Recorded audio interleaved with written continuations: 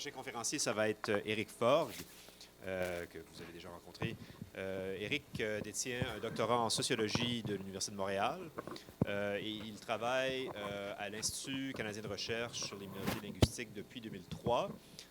Et en 2012, il a pris la relève de M. Landry comme directeur de l'Institut. Alors, sans plus, je lui cède la parole. Parfait. Donc, ce que je vais vous présenter aujourd'hui, c'est moi des résultats d'une recherche que les chercheurs utilisent toujours des lunettes pour faire de la recherche. Habituellement, on vous parle de ce qu'on voit à travers la lunette, mais aujourd'hui, je vais vous parler de la lunette. Donc, c'est peut-être un peu moins intéressant, mais en fait, je vais vous présenter la grille d'analyse qu'on utilise dans le cadre d'un projet de recherche qui est toujours en cours, qui porte plus sur toute la question de l'effectivité des lois linguistiques, mais dans le secteur de la santé, donc c'est plus à l'échelle des provinces. Mais ça nous a amené quand même à réfléchir à une perspective analytique qui peut être appliquée aussi à différentes échelles, dans différents milieux, secteurs aussi. Donc, ça pourrait avoir une pertinence dans le cadre des réflexions qu'on a sur la loi sur les langues officielles dont on célèbre aujourd'hui cette année les 50 ans. Donc, ce que je vais faire aujourd'hui, c'est vous présenter la perspective générale sur les rapports entre les droits linguistiques et la société minoritaire. Je vais présenter la notion d'effectivité dans le contexte des lois linguistiques en précisant notre approche qui se veut multidisciplinaire, en abordant les facteurs qui peuvent avoir une influence sur l'effectivité des lois linguistiques et en présentant, là, en conclusion, une grille d'analyse de l'effectivité et de ces facteurs d'influence. C'est un projet qui est financé par le Consortium national de formation en santé, le secrétariat qui est situé à Ottawa.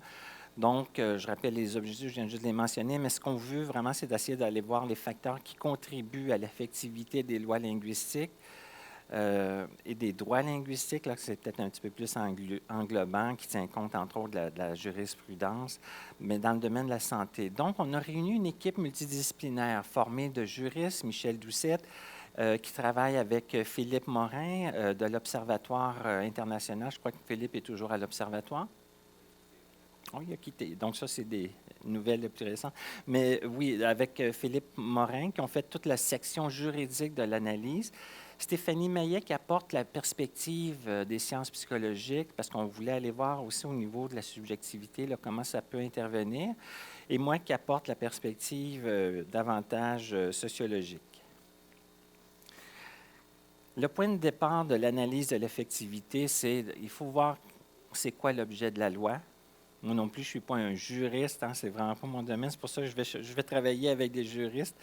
Mais bon, vous les connaissez, on en a parlé. L'objet de la loi, c'est assurer le respect une petite coquille ici, là, du français et de l'anglais comme langue officielle au Canada, assurer leur égalité de statut, appuyer le développement des communautés, favoriser au sein de la société canadienne la progression vers l'égalité de statut et d'usage du français et de l'anglais. Comme on le voit, c'est une loi, c'est une loi ambitieuse car elle vise à renverser, en quelque sorte, des dynamiques sociolinguistiques fortement ancrées en contexte minoritaire. Mais la question, c'est comment déterminer si une institution respecte la loi. C'est peut-être plus facilement vérifiable en ce qui concerne la langue de service, la langue de travail, mais quelles sont les conditions qui doivent être satisfaites pour conclure que le gouvernement canadien appuie le développement des communautés, donc la fameuse partie 7. Comment est-ce qu'on peut vraiment mesurer le respect de la loi? Puis ça renvoie à ce qu'Éric a présenté un petit peu plus tôt. Donc, il peut l'appuyer de bien des façons, à des degrés variables. À quel degré on va juger que c'est satisfaisant? Toute la question de l'application du respect des lois, un indicateur qu'on peut utiliser pour voir à quel point une loi est respectée, c'est entre autres le nombre de plaintes reçues du côté du commissaire aux langues officielles. Donc, j'ai débuté en 92 parce que, bon, 89, 90, 91, les données n'étaient pas tout à fait claires. Pour voir un peu l'évolution des plaintes. Puis on voit qu'il peut y avoir certains pics. Puis des fois, les pics s'expliquent parce qu'une situation peut faire l'objet de plusieurs plaintes. Mais on voit qu'il y a eu quand même une certaine tendance à la baisse. Hein, puis ça ne veut pas nécessairement dire que c'est parce que le gouvernement fait mieux son travail. Il peut y avoir toutes sortes d'explications qui expliquent les tendances qu'on observe.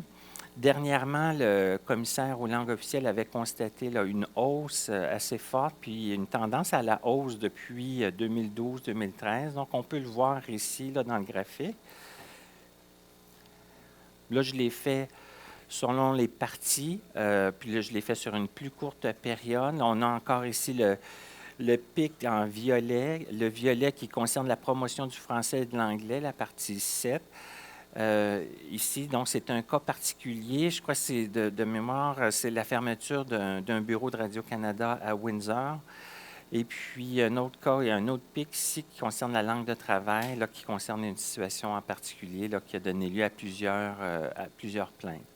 On voit que c'est les services au public, la partie 4, qui fait le plus grand nombre, l'objet d'un plus grand nombre de plaintes. On voit la tendance à la hausse pour les services au public, pour les exigences linguistiques associées à des postes, pour la langue de travail aussi depuis 2014-2015. Mais bon, c'est la pointe de l'iceberg. Le commissaire en est conscient. Dans son rapport annuel en 90, il mentionne une étude américaine, par exemple, qui révèle que seulement 4 seulement des consommateurs insatisfaits vont se plaindre. Donc, ça donne une idée là, de ce que ça peut représenter, ce qu'il y a derrière une plainte. Il peut y avoir plusieurs situations où il y a des manquements.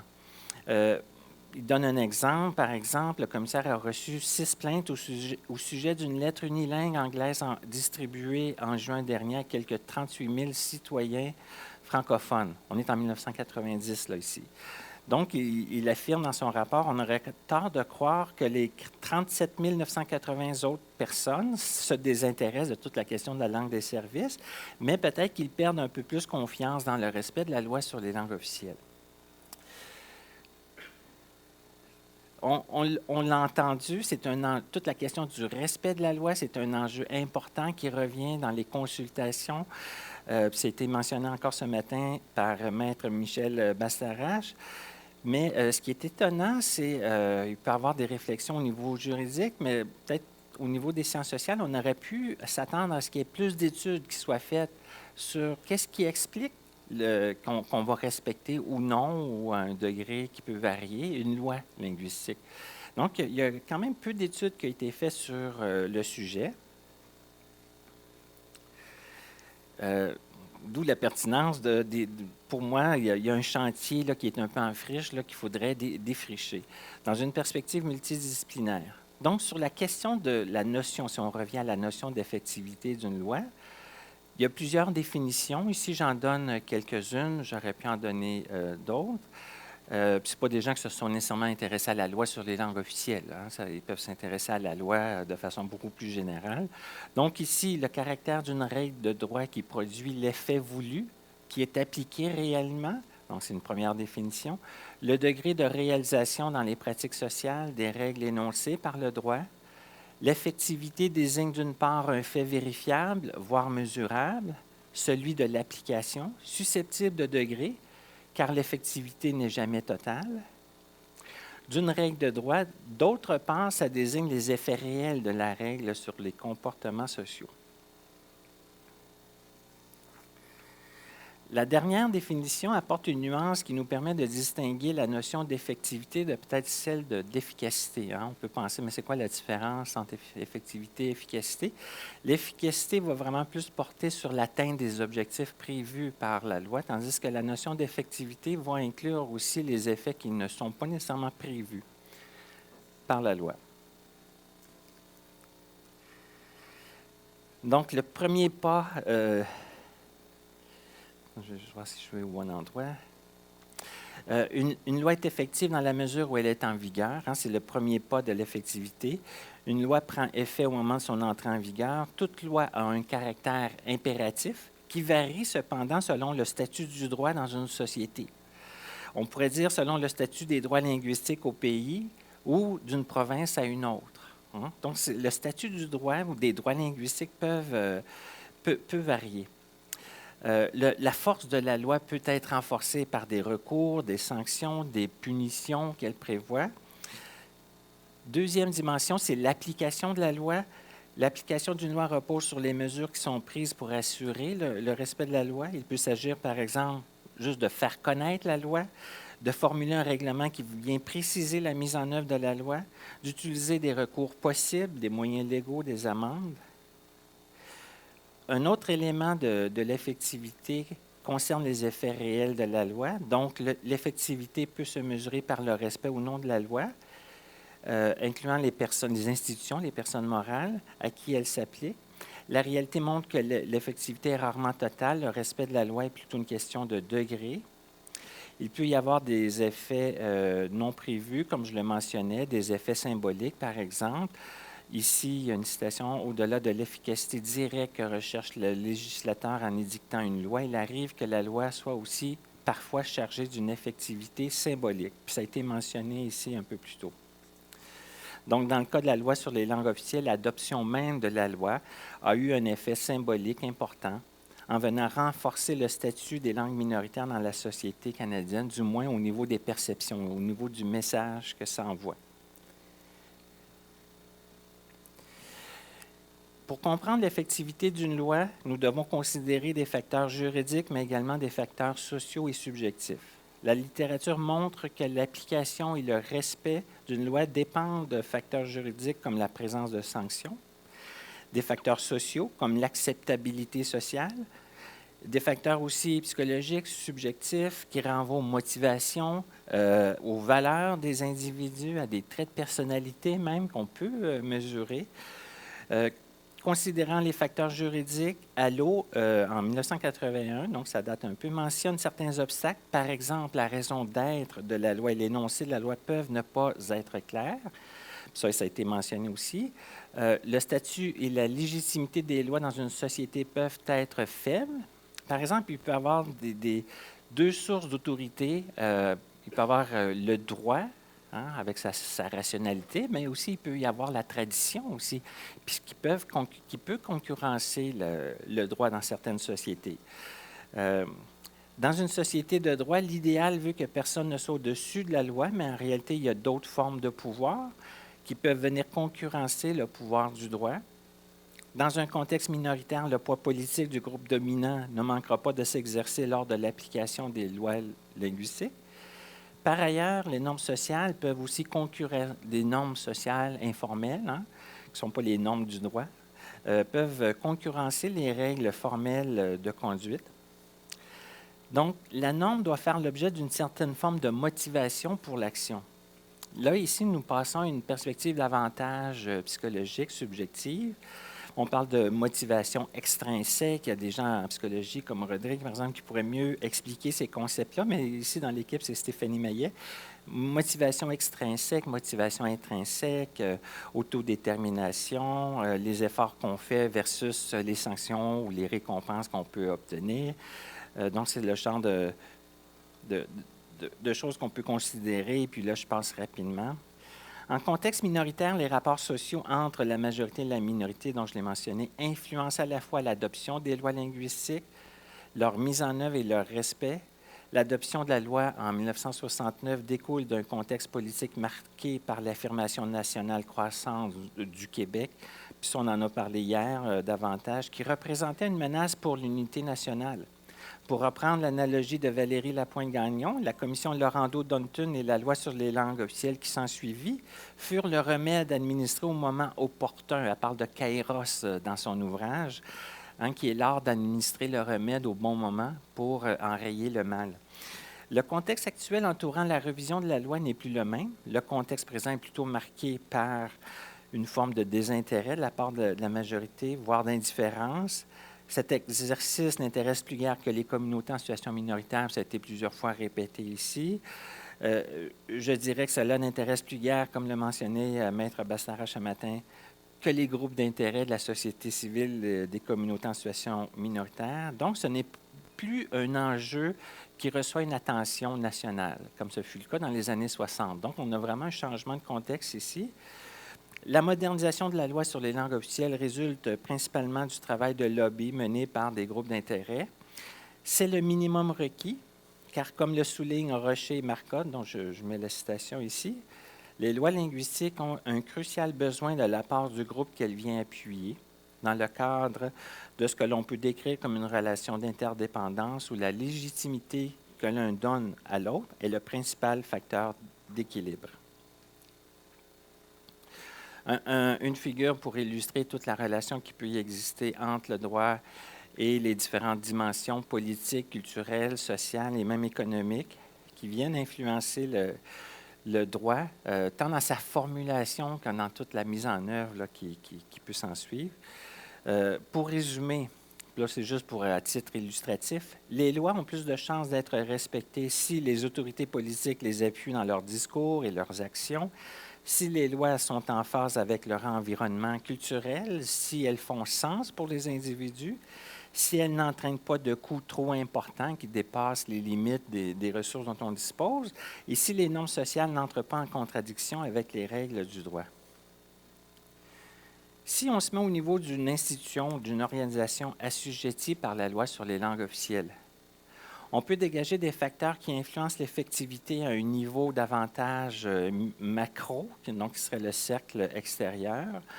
Donc, c'est des dimensions qui renvoient au leadership politique, par exemple, au contexte juridique, les lois, les règlements, les rapports, les relations entre les groupes linguistiques, le contexte économique et l'univers culturel que j'ai mentionné.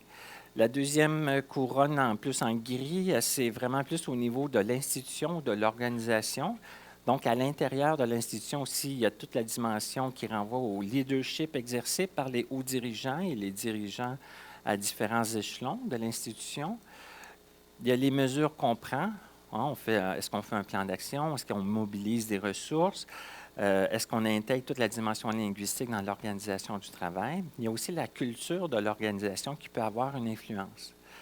Puis ça, on le remarque, par exemple, dans des entretiens qu'on va faire, ça va ressortir nettement dans certains hôpitaux où est-ce qu'il y a tout un passé là, lié à la lutte pour les services en français, où on n'aura pas cette dimension-là dans un autre établissement. Puis on va voir l'influence que ça a sur toute la façon qu'on va percevoir la loi, nos obligations, puis qu'on va mettre en place des mesures pour respecter la loi. Au centre, c'est l'effectivité, c'est-à-dire les effets réels et visés là, par la loi.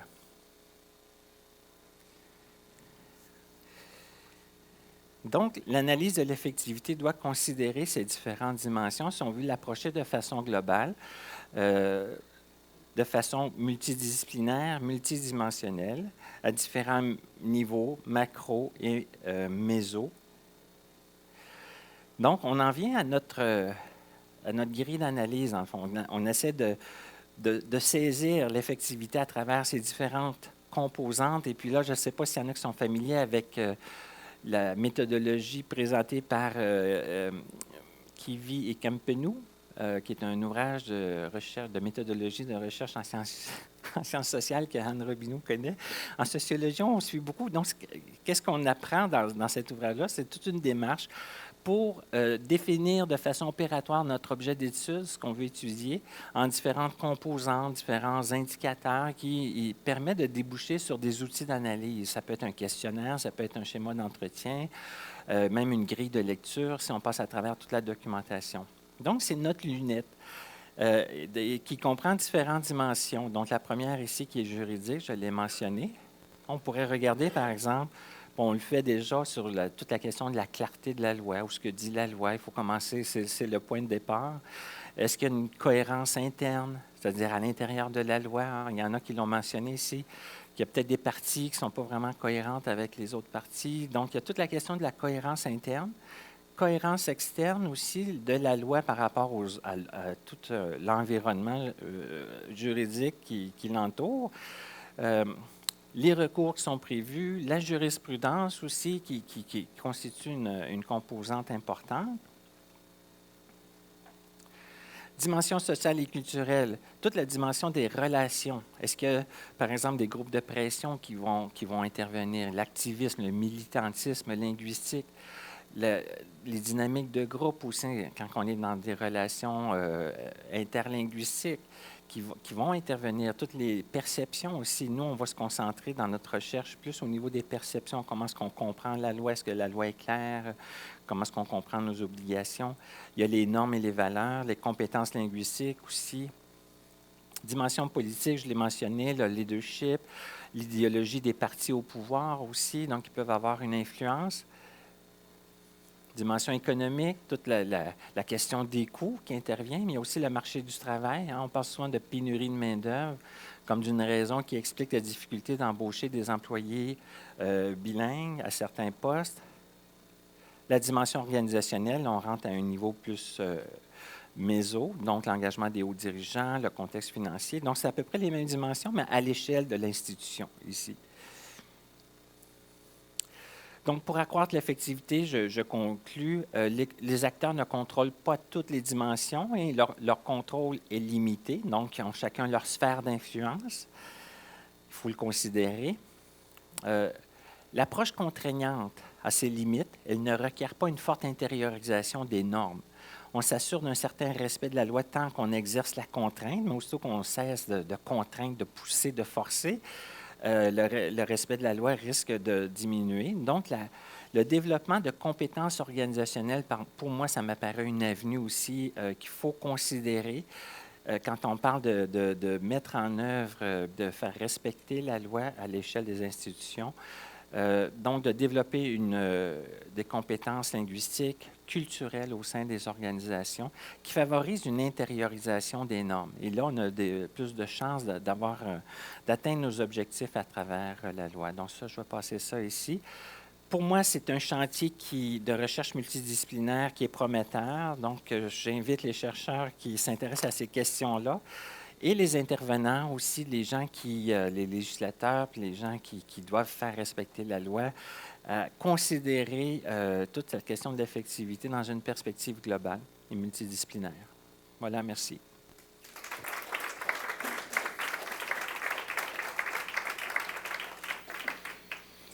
Merci pour la présentation et bravo pour le projet de recherche. On va le suivre avec intérêt et on va regarder les résultats avec attention. J'avais juste une question ou un commentaire sur un des derniers éléments que tu as présenté. Tu dis la contrainte diminue l'intériorisation de la norme? C'est-à-dire que la contrainte ne suppose pas d'avoir une intériorisation de la norme pour atteindre nos objectifs. Hein. Si on le fait sous l'effet d'une contrainte, on n'a pas besoin d'intérioriser la norme, d'être d'accord avec la norme. Tandis que si on développe une culture qui favorise le respect de la loi, on met en place des mesures, mais qu'on met en place aussi un environnement qui favorise, il y a plus de chances que les individus intériorisent la norme. Ça devrait être un des objectifs visés aussi dans toute l'approche du respect de la loi sur les langues officielles aussi. Pas seulement se fier à la contrainte, à la force de la loi, mais d'aller plus loin que ça. Suggestion, feriez-vous une différence entre les interdictions et les exigences d'agir? Parce que souvent, le défaut de la mise en œuvre de la loi, c'est qu'il y a une omission d'agir, alors qu'il devrait y avoir une obligation d'agir. Oui. Tu sais ce que je veux dire? Par exemple, le Code criminel, lui, il est clair, il interdit le meurtre, alors que tu Oui. sois d'accord ou pas, si Oui. tu le fais, tu subis la sanction. Oui. Mais si on t'ordonne ou on te demande d'ouvrir une école à un endroit, puis tu ne le fais pas, là, la sanction n'est pas la même. Donc, Oui. au niveau du degré d'intériorisation, moi, je ferais une différence entre les normes qui interdisent et les normes qui exigent. Oui. Puis au niveau de la loi sur les langues officielles, je crois qu'on est plus dans le domaine des exigences. Il faudrait imaginer ce que ce serait une loi sur les langues officielles, mais qui comporterait des interdictions. Merci, Éric. Je vais faire quelques confessions. Puisque la dimension méso, là, je l'ai vécue pendant plusieurs années au sein de l'appareil fédéral. Et je l'ai vécu d'abord comme un acteur qui n'était pas membre de l'appareil censé inculquer la norme, mais un simple responsable d'un domaine sujet à la norme, mais ayant à l'appliquer sans avoir de responsabilité de reddition de compte, d'inculcation et tout ça. Et j'ai vécu donc, par la suite, une autre fonction, ayant la responsabilité d'évangéliser ou de chercher à faire comprendre, etc. Et ce n'est pas vraiment une question, mais il y a deux défis qu'on rencontre constamment, peut-être encore est-ce le cas. Celui de l'intériorisation de la légitimité de la norme. Et à cet égard-là, j'ai été parfois stupéfait de constater que ça pouvait aller jusqu'à se manifester de la part de dirigeants. Je ne vais pas donner de nom, là, mais la légitimité de la norme, le besoin de faire un effort particulier pour les minorités, c'est pas acquis pour tout le monde. Et là, je ferais peut-être...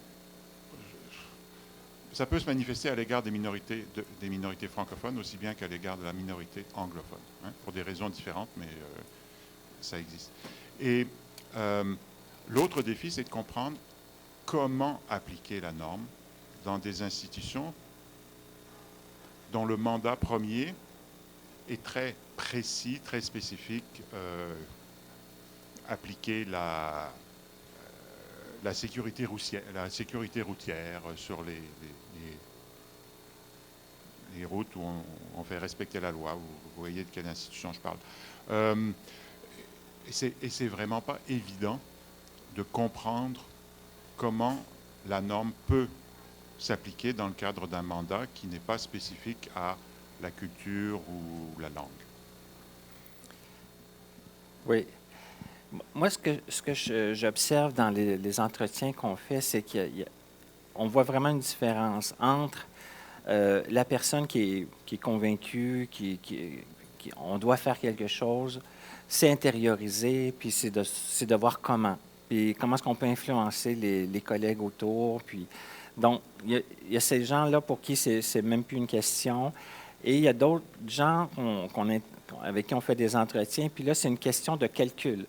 On calcule les risques de le faire ou de ne pas le faire. Donc, c'est beaucoup plus calculé. Puis, on a affaire à des gestionnaires où là, c'est vraiment, là, bon, ben, ils vont nous expliquer, on a plusieurs lois à respecter. Il y a énormément de lois. Donc, moi, entre cette loi-là, il peut y avoir certaines contradictions. Et puis là, moi, je fais un calcul. Qu'est-ce que ça va? Est-ce que j'ai beaucoup de chances de me faire taper sur les doigts si je ne respecte pas la loi? Puis si oui, qu'est-ce qui va m'arriver? Donc, c'est juste un calcul. Puis il y en a qui font le calcul de ne pas... donc, c'est pas intériorisé. Donc là, c'est vraiment plus une rationalité de gestionnaire. Puis ça, on l'observe assez... c'est assez clair, là. Il y a vraiment ceux qui sont convaincus, sont engagés même sur cette question-là.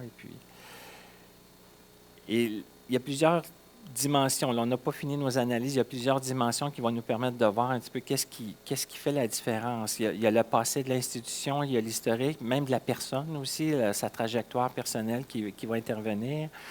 Et puis comment est-ce que ça peut se transmettre aussi. Des pratiques très concrètes dans le quotidien qui sont faites justement pour renforcer le message, de répéter le message qu'il faut prendre des mesures pour respecter la loi, intégrer la langue dans l'organisation des équipes de travail, toutes ces dimensions-là. Il y a comme un effort qui est fait, mais ça demande un haut dirigeant qui est déjà très convaincu. Puis Alors, je vous inviterai tous à remercier Éric avec moi. Merci.